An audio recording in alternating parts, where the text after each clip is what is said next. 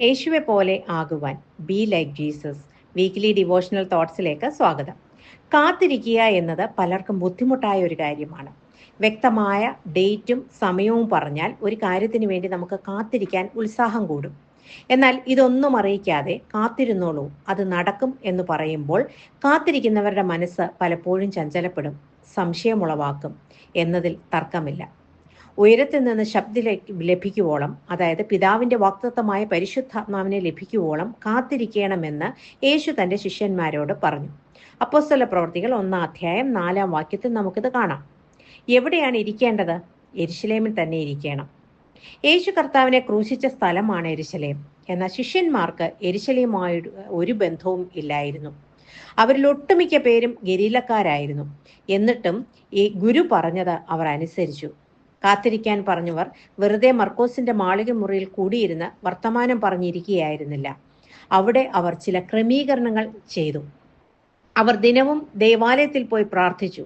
തിരികെ വന്ന് ഒരുമനപ്പെട്ട മാളിക മുറിയിൽ പ്രാർത്ഥിച്ചു. അവരുടെ ഭയവും ഉത്കണ്ഠയും നിറഞ്ഞ കാത്തിരിപ്പിന്റെ ദിവസങ്ങൾ അവർ തരണം ചെയ്തത് ഈ പ്രാർത്ഥനയിലൂടെയാണ്, കൂട്ടായ്മ ബന്ധത്തിലൂടെയാണ്. എത്ര നാൾ കാത്തിരിക്കണമെന്ന് അവർ അറിഞ്ഞിരുന്നില്ല, എങ്കിലും അവർ കാത്തിരിക്കുന്നു. 27 സങ്കീർത്തനം 14 പറയുന്നു, യഹോവയെങ്കിൽ പ്രത്യാശ വയ്ക്കുക, ധൈര്യപ്പെട്ടിരിക്കുക, നിന്റെ ഹൃദയം ഉറച്ചിരിക്കട്ടെ. അതെ, യഹോവയെങ്കിൽ പ്രത്യാശ വെച്ചിരിക്കുക. കാത്തിരുന്നവർ 11 പേരെ കൂടാതെ യേശുവിന്റെ അമ്മ മറിയയും സഹോദരന്മാരും സഹോദരിമാരും ഉണ്ടായിരുന്നു എന്ന് നാം വായിക്കുന്നു. കൂടെ രഹസ്യ ശിഷ്യന്മാരായിരുന്ന നിക്കോദിമോസും അരിമത്തിക്കാരൻ യോസഫും യേശുവിനെ കാണാൻ ആഗ്രഹിച്ച സക്കായിയും ഉയർപ്പിച്ച ലാസറും ഒക്കെ ഉണ്ടായിരുന്നു എന്ന് നമുക്ക് അനുമാനിക്കാം. അതെ, അവർ ആദ്യം ഒരുമനപ്പെട്ടു, പിന്നീട് പ്രാർത്ഥിച്ചു. വാഗ്ദത്തമായ പരിശുദ്ധാത്മാവിനെ കാത്തിരിക്കുന്ന, അഭിഷേകം പ്രാപിക്കാൻ ആഗ്രഹിക്കുന്ന ഒരു വ്യക്തി ചെയ്യേണ്ട പ്രധാനപ്പെട്ട കാര്യമാണ് ഇത്: ഒരുമനപ്പെടുക, പ്രാർത്ഥിക്കുക. ദൈവവുമായുള്ള നമ്മുടെ ബന്ധം ശരിയാണോ? സഹോദരനുമായുള്ള ബന്ധം ശരിയാണോ എന്ന് പരിശോധിക്കാൻ നാം സമയം കണ്ടെത്തണം. കുറവുകൾ ഏറ്റുപറഞ്ഞ് നിരപ്പാകണം. അടുത്ത കാര്യം, 11 പേരുടെ ശിഷ്യസംഘത്തെ 12 പൂർണ്ണതയിലേക്ക് കൊണ്ടുവരിക എന്നതാണ്. നമുക്കറിയാം, ഏലിയാവും പിതാക്കന്മാരും യാഗമർപ്പിക്കുന്നതിന് മുമ്പ് തന്നെ യാഗപീഠത്തിന്റെ കല്ലുകളെ യഥാസ്ഥാനപ്പെടുത്തി വിറക് അടുക്കി വെച്ചു.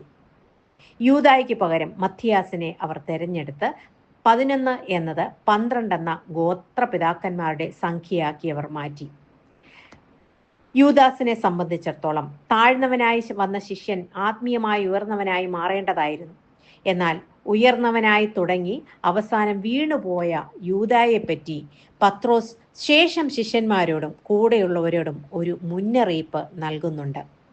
ഇങ്ങനെ തങ്ങളെ തന്നെ ക്രമീകരിച്ച് അവർ കാത്തിരിക്കുകയാണ്.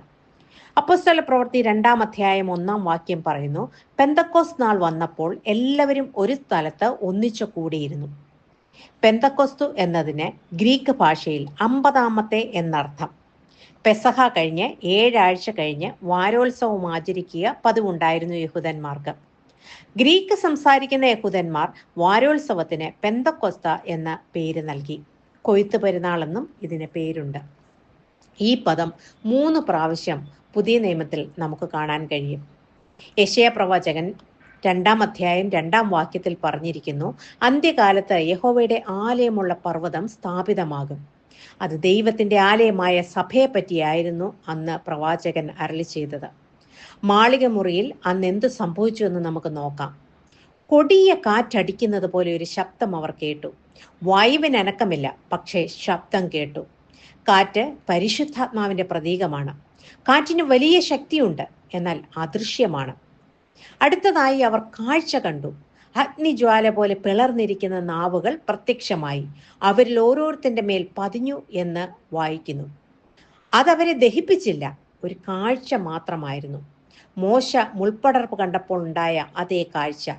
അഗ്നി പോലെ അത് ആരെയും ദഹിപ്പിച്ചില്ല, അത് പ്രകാശിച്ചു. അഗ്നിനാവ് എന്നാൽ നാവ് സംസാരത്തെയും അഗ്നി സുവിശേഷത്തിന്റെ ദഹിപ്പിക്കുന്ന വാക്കുകളെയുമാണ് സൂചിപ്പിക്കുന്നത്. ഈ അഗ്നിനാവുകൾ എരിവുള്ള സാക്ഷ്യം പറയുവാൻ ശിഷ്യന്മാരെ പ്രാപ്തരാക്കി. എല്ലാവരും പരിശുദ്ധാത്മാവ് നിറഞ്ഞു. പിന്നെ ഒരു പ്രവൃത്തിയാണ് അവിടെ നടന്നത്. ആദ്യം ശബ്ദം, പിന്നെ കാഴ്ച, പിന്നെ ഒരു പ്രവൃത്തി. ഗലീലക്കാരായ സാധാരണക്കാരായ അവർ പരിശുദ്ധാത്മാവിനാൽ നിറഞ്ഞപ്പോൾ അന്യഭാഷകളിൽ സംസാരിച്ചു തുടങ്ങി.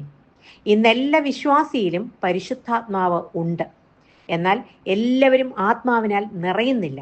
കാരണം അവർ തങ്ങളുടെ ജീവിതത്തിൽ ആത്മാവിന് പൂർണ്ണമായ സ്വാതന്ത്ര്യം കൊടുക്കുന്നില്ല.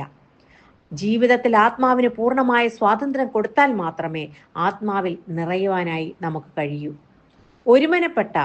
ഒരുമിച്ച് കൂടിയിരുന്ന ക്രമീകരണം പ്രാപിച്ച വ്യക്തികളെ എല്ലാവരെയും പരിശുദ്ധാത്മാവെന്ന വാഗ്ദത്തം നൽകി ദൈവം അനുഗ്രഹിച്ചു.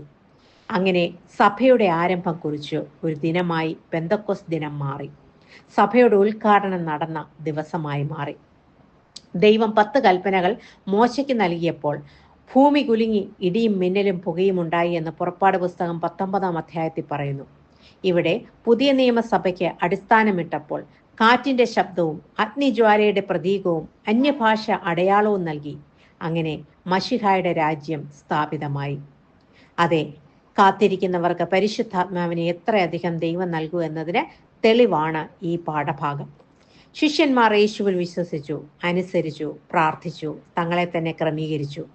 അവർ ദൈവം നിശ്ചയിച്ച ദിവസത്തിൽ തന്നെ ആത്മാവിനാൽ നിറഞ്ഞു. ആയതിനാൽ പരിശുദ്ധാത്മാവിനായി കാത്തിരിക്കുക. ദൈവം ആത്മാവിനാൽ നമ്മെ ഓരോരുത്തരെയും നിറയ്ക്കട്ടെ എന്ന പ്രാർത്ഥനയോടെ ഈ ധ്യാനചിന്ത ഇവിടെ അവസാനിപ്പിക്കുന്നു. God bless you all.